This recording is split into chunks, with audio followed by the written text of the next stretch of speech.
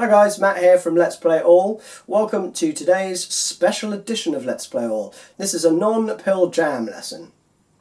Although I am cheating slightly with the first one because it does include both Mike and Stone.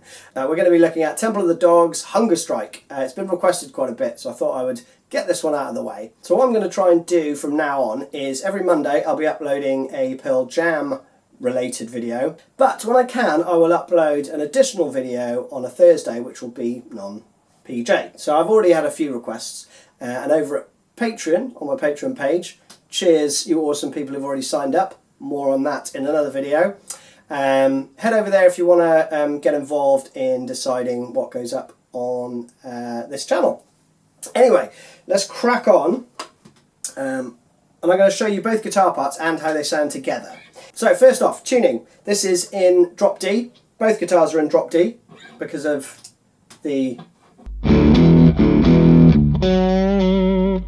bit. I'll also run through the tones. So Mike is playing on a Stratocaster, which he did a lot through that era, and Stone's playing on a trusty Les Paul. So you've got a single coil and humbucker action. And I'll show you why that's interesting, having those together a little bit later on. But let's dive in. So the tone for Mike is basically slightly distorted. So my clean tone is this. Pretty basic. But I've got a little bit of distortion added, and the pickup selector is the second one, or second position I think it is, which is basically these two pickups, and it's also used in Leadbetter.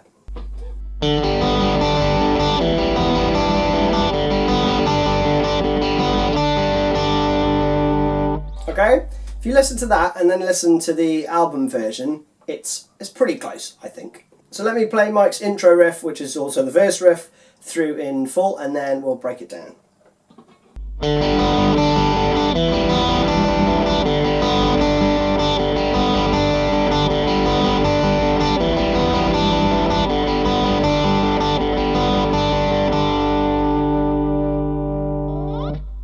Okay, so let's slow that down.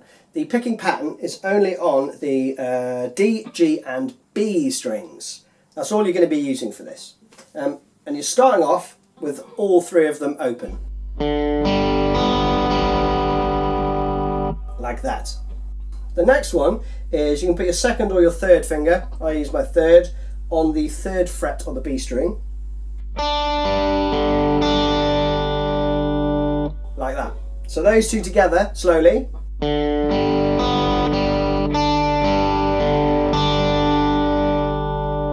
The picking pattern for the second measure is identical. So this hand is going to be doing exactly the same thing.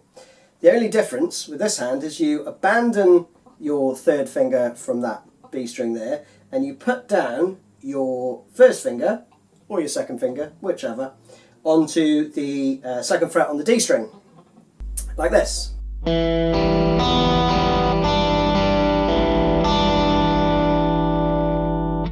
Okay, so that through again is.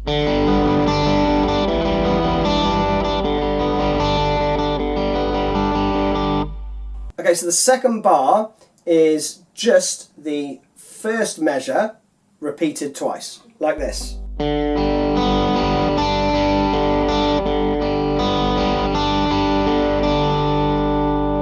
Okay, let's have a listen to Stone's parts on the Les Paul, and then I'll play them both together so you can get an idea of why it's relevant that one guitar is using single coils and the other one's using humbuckers, because although they're playing the identical parts, almost, Stone does a few fills, the tone between the two is very different, and they complement each other really, really nicely. Okay, so Stone's part is essentially the same.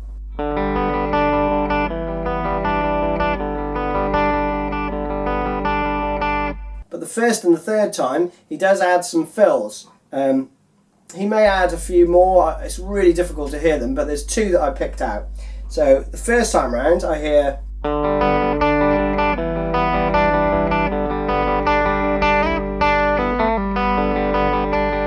Okay, that's the first fill.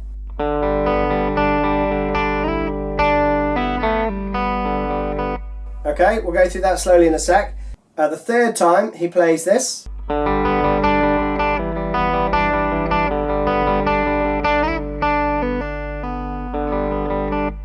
So those two fills quickly are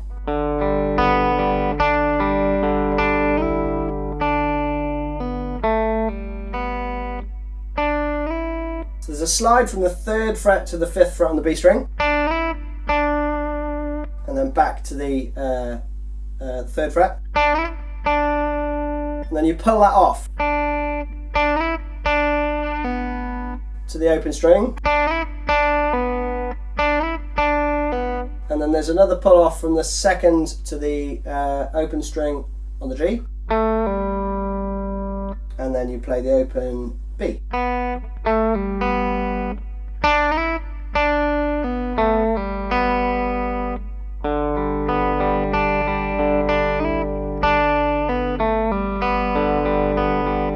Okay, just a cool little noodly bit that he puts in. The 3rd time round, the other fill I showed you was same as before, but just a hammer on and a pull off from the open string to the 3rd fret on the B string. So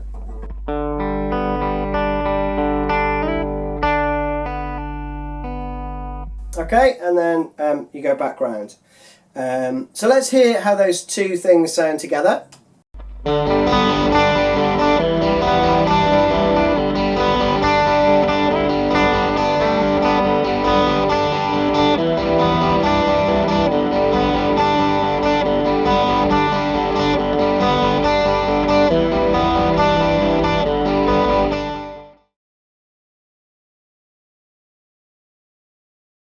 Okay, main riff.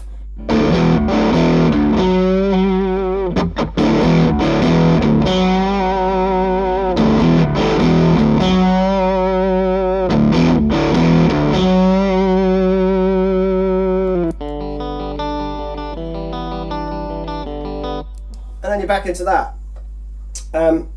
That slowly is just the first 3 open strings with that rhythm. Then you're going to be doing a half bend on the what's that? The 4th fret on the D string.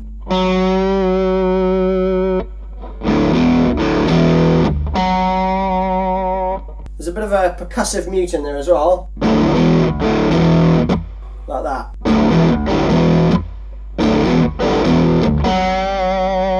Not particularly intentional, I don't think, just part of the rhythm that they're playing.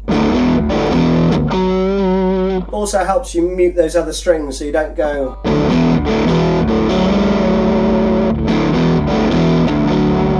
doesn't become a bit of a mess. You might find it useful to palm mute the bottom 2 strings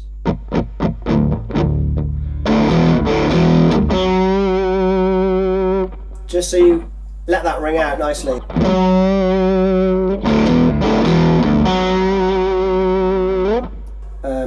Okay, cool, and that's it. So Stone plays exactly the same.